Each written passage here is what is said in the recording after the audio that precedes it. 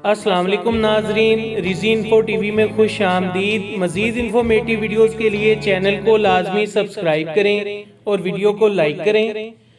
आज मैं आपके साथ डिस्कस करूंगा मैदा क्या है और किन वजूहात की वजह से मैदे की बीमारियों में इजाफा होता है और कौन सी एहतियाती तदाबीर करके आप इनसे छुटकारा हासिल कर सकते हैं।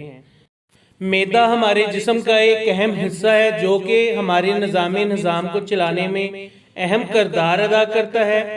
इसका काम खाने को हजम करना और आंतों की हिफाजत के लिए मुख्तलिफ रतूबतें खारिज करना है। और ये खारिज होने वाली रतूबतें ना सिर्फ खाने को हजम करने में मददगार साबित होती हैं बल्कि पेट की बहुत सी बीमारियों से हमें महफूज रखती हैं।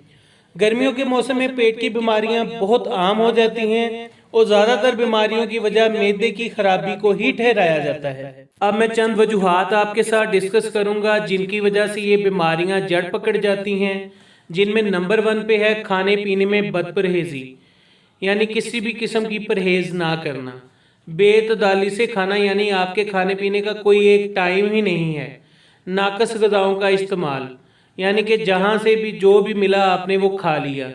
बेख्वाबी या नींद का पूरा ना होना, यानी कम नींद लेना। किसी दिन 5 घंटे सो लिया, किसी दिन 6 घंटे, किसी दिन 7 घंटे, किसी दिन 3 घंटे। कोई स्पेसिफिक टाइम नहीं है सोने का ना उठने का। खाना खाकर सो जाना, यानी खाना खाया और आप सो गए। तली हुई चीज़ों का ज़्यादा इस्तेमाल, बेकरी की अशिया का ज़्यादा इस्तेमाल, फलों का कम इस्तेमाल, ये सारी चीज़ें ऐसी हैं जो आपके मैदे को ख़राब कर देती हैं। अब इनसे एहतियाती तदाबीर और बचाव कैसे मुमकिन है। बाहर के खाने से परहेज़, यानी बाहर के खाने मुकम्मल तौर पर बंद कर दें, घर के खाने इस्तेमाल करें।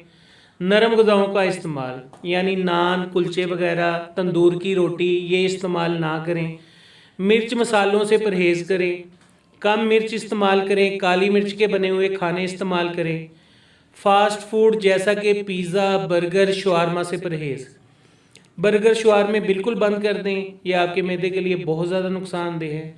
कम से कम 8 घंटे की नींद लें। अपना एक टाइम टेबल बनाएं और 8 घंटे की कम से कम नींद लें।